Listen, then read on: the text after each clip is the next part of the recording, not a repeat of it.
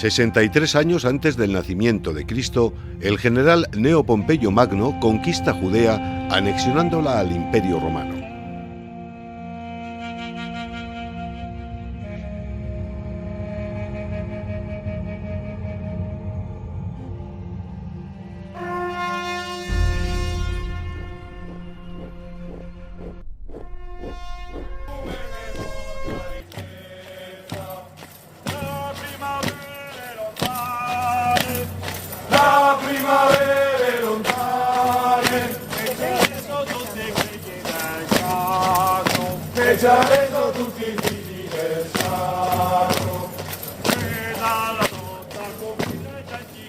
Octaviano, más tarde conocido como Augusto, reunió una legión y le dio el número 10, como una referencia a la famosa 10ª Legión de César.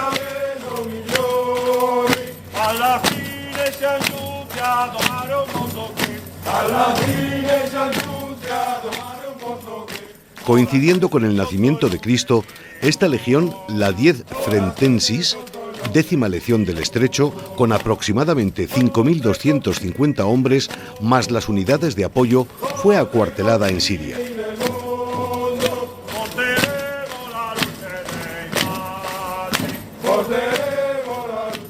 Una pequeña guarnición de unos 600 hombres de esta legión fue mandada a Jerusalén para mantener el orden.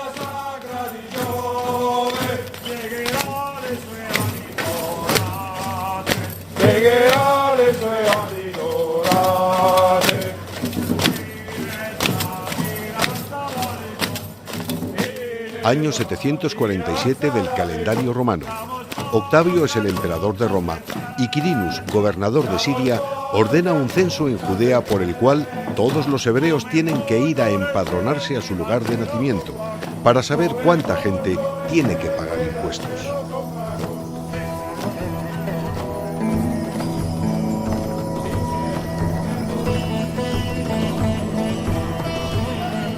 Ya casados, José y María, embarazada, y faltando poco para dar a luz, viajaron desde Nazaret, un pequeño pueblo rudo y primitivo a 120 kilómetros al norte. Durante 5 días anduvieron a lomos de una burra por caminos intransitables y polvorientos hasta Jerusalén.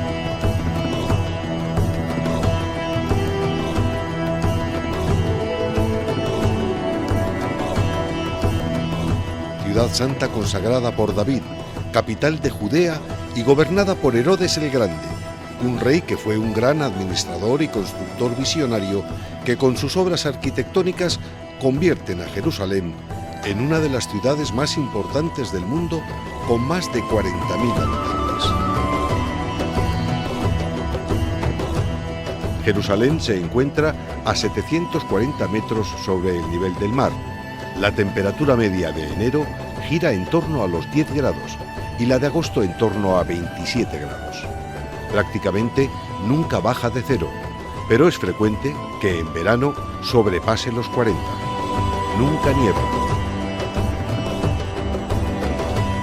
Toda la ciudad se hallaba atravesada, de norte a sur, por una depresión o cauce llamado el Valle de Tiropeón. Rodeando la ciudad se disponían varias torrenteras o cauces.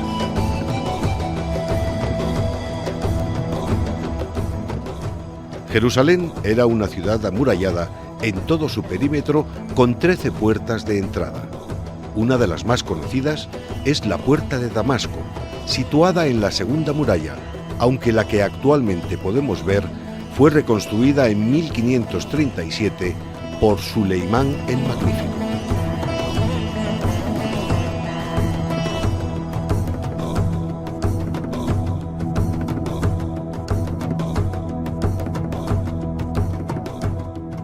...35 años antes del nacimiento de Jesús, Herodes el Grande comienza la construcción de una fortaleza de 4 torres de 23 metros de altura, llamada Antonia, en honor al protector romano de Herodes, Marco Antonio. Esta sería simultáneamente la residencia del procurador romano y la sede de la guarnición militar que resguardaba la ciudad. Los puestos de vigilancia dominaban el horizonte para tener una eficaz defensa, protegiendo sobre todo el flanco norte de Jerusalén.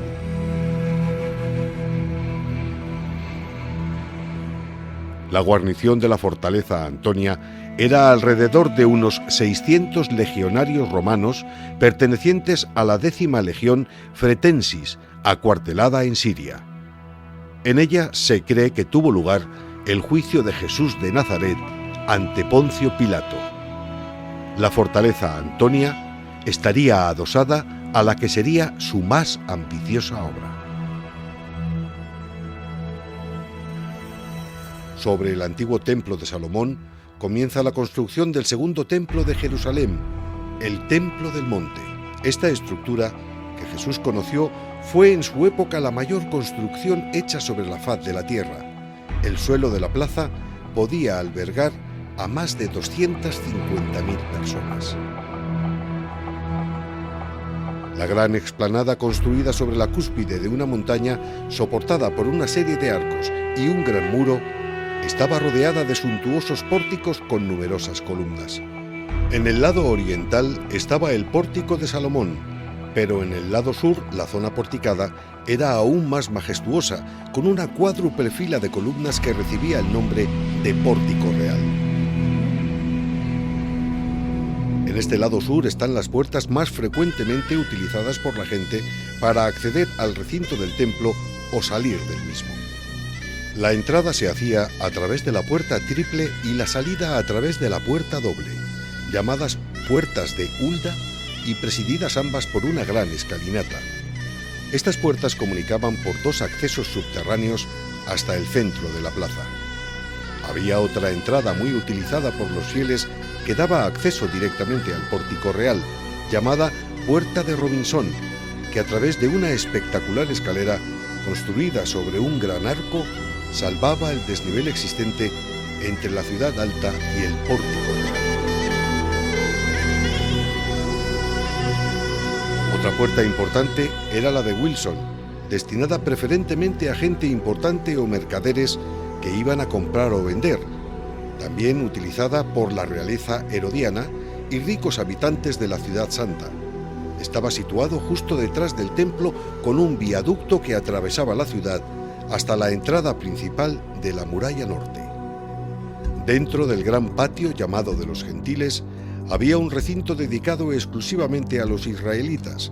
En el dintel de la entrada había una inscripción escrita en griego que advertía de una condena a la pena de muerte para cualquier extranjero o no judío que la traspasara.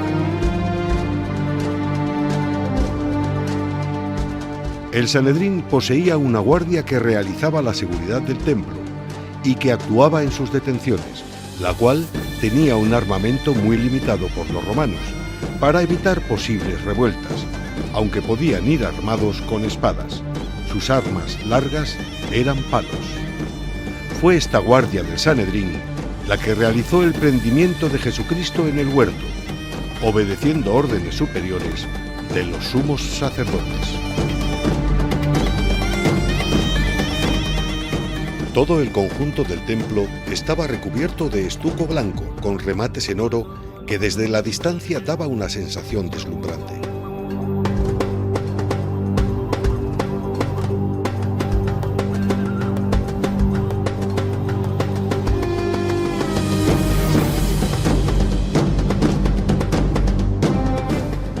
Pero Jesús y María no se detuvieron en Jerusalén, sino que siguieron un poquito más allá, hasta Belén, el pueblo natal de José y de su antepasado el rey David.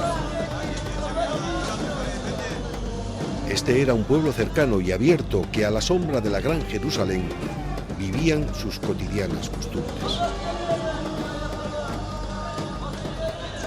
Belén tenía cerca de 300 habitantes, pero ese año todos los albergues y posadas estaban repletas debido al edicto romano, así que no encontraron ningún sitio donde quedarse a dormir. Finalmente tuvieron que pasar la noche en un pesebre y posiblemente por el cansancio del viaje, aquella noche nació Jesús.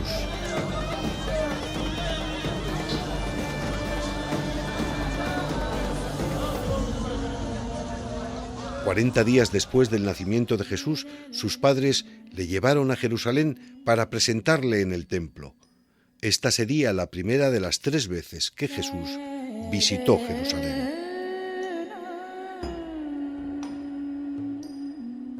Nos narra la Biblia que un ángel se acercó a los pastores cerca de Belén, anunciándoles el nacimiento del Salvador. Estos pastores se acercaron al pesebre a conocer a Jesús y que unos magos y sabios de Oriente buscaron guiados por una estrella al nacido rey de los judíos, ofreciéndole como presentes oro, incienso y mirra.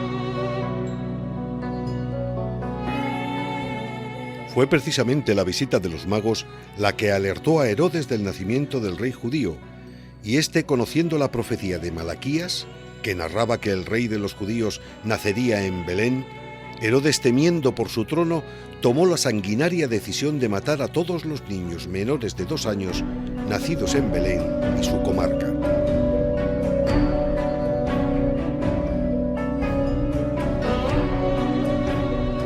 Esta matanza, que hizo tristemente célebre a Herodes, eclipsó su imponente legado arquitectónico.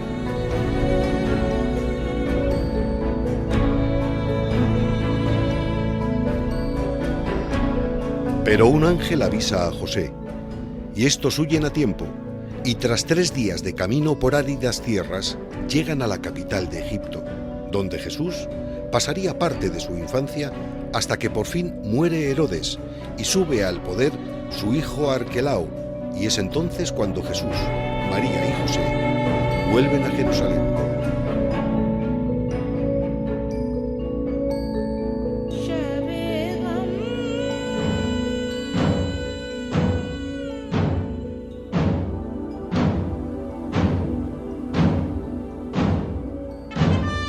En el año 6, Judea, que hasta entonces había sido un estado cliente de Roma, con su propio gobernante, fue incorporada como provincia al Imperio Romano. Pasó a ser regida por un procurador, responsable del mantenimiento de la paz y de la recaudación de los impuestos. En este último aspecto eran comunes los abusos, lo cual causaba profundas molestias a la población judía, que debía soportar una doble carga impositiva, ya que también era obligatorio ofrecer tributo al Templo de Jerusalén. Por otro lado, la presencia de la autoridad romana fue también fuente de tensiones religiosas. Desde el comienzo de la administración, los romanos se arrogaron el derecho a nombrar al sumo sacerdote. Otro conflicto de tipo religioso, que estuvo a punto de desembocar en una revuelta, se produjo cuando el emperador Calígula tomó la decisión de ubicar una estatua suya en el interior del templo. El asesinato de Calígula en el año 41 impidió que su propósito se llevase finalmente a cabo.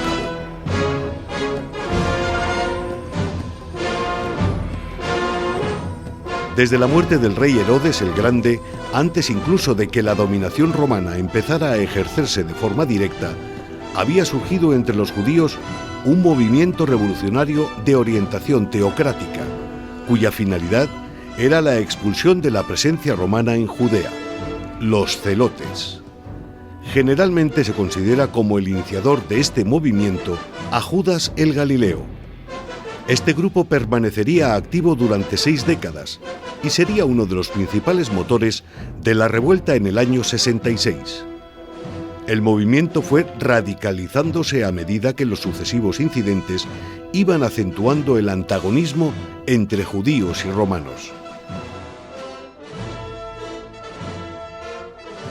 De nuevo, la 10ª Legión Fretensis estuvo muy implicada en la Primera Guerra Judeo-Romana 66-73, bajo el mando supremo de Vespasiano.